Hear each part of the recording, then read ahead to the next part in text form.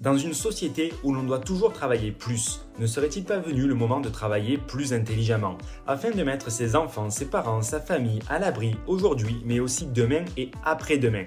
Ceci pour que chacun puisse vivre sa vie comme il entend, loin des stéréotypes ou loin d'un système pensé pour nous. Chacun pourrait apporter de la valeur aux autres, apporter de la valeur au monde. N'est-ce pas ça le sens de notre planète?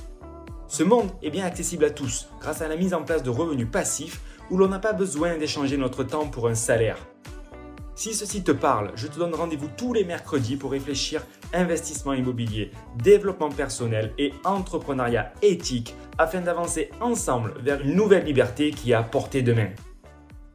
Hello mon cher investisseur, j'espère que tu vas bien, que tu as la patate comme d'habitude, que tu te lèves et que tu es en forme pour travailler vers tes objectifs de vie, pour aller chercher plus de liberté, plus d'indépendance financière de façon à ce que tu puisses profiter, kiffer la life. Du coup, aujourd'hui, on est là, on se retrouve dans un nouveau podcast dans lequel je vais te parler de passion. De passion, comme d'hab, je t'invite à t'abonner, peu importe le média que tu utilises pour écouter ce podcast. Et je t'invite à me dire à la fin ce que tu en penses en commentaire, à mettre des petits pouces, des petits likes pour partager au maximum cette vision et ce message de façon à ce que chacun arrive à aller chercher du coup ses objectifs, se donne les moyens pour être plus libre, plus indépendant, apprendre à utiliser les bonnes techniques, les bonnes stratégies qui marchent. Du coup, aujourd'hui, on est là pour parler de passion parce que tout ce que tu fais dans la vie, si tu ne le fais pas avec passion, tu le feras à contre-cœur. Et tu n'es pas, malheureusement, efficace de la même manière si tu travailles par passion et si tu travailles à contre-cœur. Pourquoi? Parce que simplement, ça nous anime. Si tu agis pas par passion, ça ne marchera pas de la meilleure des façons. Par contre, là où tu seras le meilleur, c'est quand tu agiras par passion. Ça, c'est pas moi qui le dis, c'est des neurosciences, Idriss Aberkan, etc., qui ont étudié fortement le sujet. Par exemple, il donne un exemple qui est pour moi véridique, mais à l'école, on nous a gavé de connaissances qui, potentiellement, ne nous intéressent pas, en fait. Et du coup, ça crée quoi? Des blocages. Parce qu'effectivement, quand on n'a plus faim et qu'on continue à nous gaver d'un truc qu'on n'aime pas, ça crée beaucoup d'aigreur, beaucoup d'amertume, beaucoup de rejet, en fait. C'est logique, jusque-là. Alors que la personne qui est passionnée ou qui aime une activité, en fait, elle n'a pas l'impression de manger, elle n'a pas l'impression de travailler. Donc, le fait de faire des investissements immobiliers, on ne peut pas dire que c'est moi ma passion. Clairement, elle n'est pas là. Par contre, c'est un véritable véhicule qui me permet de servir ma passion. Donc, je mets cette stratégie-là au service de ma passion parce que du coup, je suis libre de mon temps et de faire ce que je veux de mes journées. Et à partir du moment où tu arrives à conscientiser ces éléments-là, du coup, tu seras beaucoup plus libre et épanoui plutôt que, entre guillemets, souffrir la réalité qui est imposée par un système ou un environnement. Donc, mon conseil, c'est trouve ce qui t'anime, en fait. Tu as un autre livre sur le sujet qui est The Element de Robinson, je pense, Kenneth. Lui, il explique, je ne sais pas si c'est en français, mais que l'élément qui nous rend vital, en fait, on en a tous un, il faut le trouver.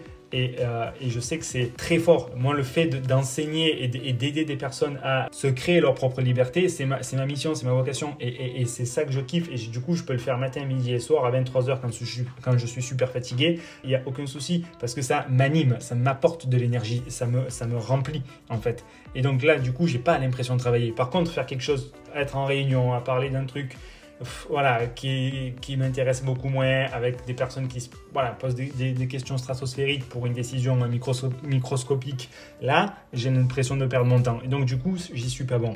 Trouve, en fait, ce qui t'anime vraiment. Et du coup, après, derrière, si tu as besoin de temps, tu peux utiliser des stratégies telles que l'immobilier, l'entrepreneuriat pour arriver à aller te dégager ce temps-là. Parce que c'est clair que l'amalgame qui est rapidement fait, c'est de croire que ta passion va pouvoir te rendre heureux et libre. Ça, c'est vrai dans certains cas, mais c'est très limité. Et souvent, quand c'est des métiers de passion, c'est des métiers pas rémunérateurs.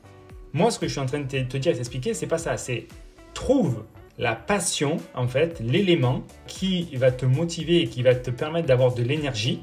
Et ensuite, grâce à des stratégies d'enrichissement, de liberté financière avec l'immobilier, l'entrepreneuriat, tu arrives à décrocher ton temps de travail de la durée que tu y passes.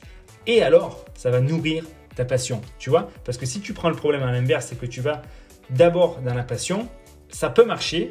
Par exemple, si tu adores l'équitation, peut-être que tu pourras vivre de cette activité-là. Et c'est très honorable et c'est très enrichissant pour ces personnes-là. Malheureusement, si tu n'as pas une passion qui est vraiment déjà connue et deux porteuses de rémunération, ça va être compliqué. Et puis même quand c'est une passion, c'est pas forcément les centres équestres, c'est pas connu pour être les entreprises les plus rentables.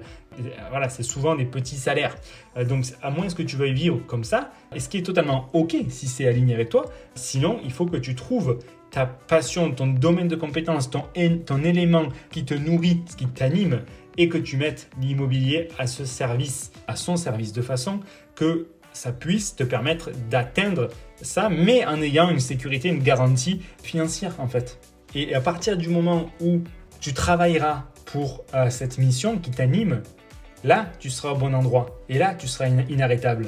Et là, tu pourras aller chercher des résultats et mettre en place des actions et résoudre des problèmes qui paraissent insurmontables. Parce que tu seras au bon endroit. Et quand tu seras là, tu verras que ça te rapportera encore plus, en fait. Ça te rapportera encore plus. Moi, quand je suis dans ma mission, et voilà, de communiquer, faire ces vidéos, passer ces messages, ça m'apporte encore plus et ça te nourrit encore plus. Et du coup, tu as encore plus de résultats et parce que tu es encore meilleur. Et là, tu es vraiment à l'endroit où tu dois être. Donc, gaspille pas ton temps à être là où tu ne dois pas être ou là où tu ne veux pas être. Parce qu'au final, l'énergie, elle est limitée, notre temps est limité. Et si tu passes ton temps à servir quelque part les rêves d'un autre, bah, tu travailles pour lui en fait, mais pas pour toi. Et c'est ok si tu ne te poses pas ces genres de questions-là. Mais si tu écoutes des podcasts sur le sujet, c'est certainement que tu te poses des questions. Comment améliorer un peu la situation dans laquelle tu es. Donc, trouve cet élément et mets les stratégies qu'il existe à son service. Et derrière, tu verras que les choses vont bouger et tu seras au bon endroit. Et du coup, les résultats vont venir. Et quand les résultats viennent, ils viennent de manière exponentielle ensuite. Voilà, dis-moi ce que tu en penses, dis-moi où tu en es et dis-moi comment tu vois la chose. On se retrouve très vite pour un prochain podcast.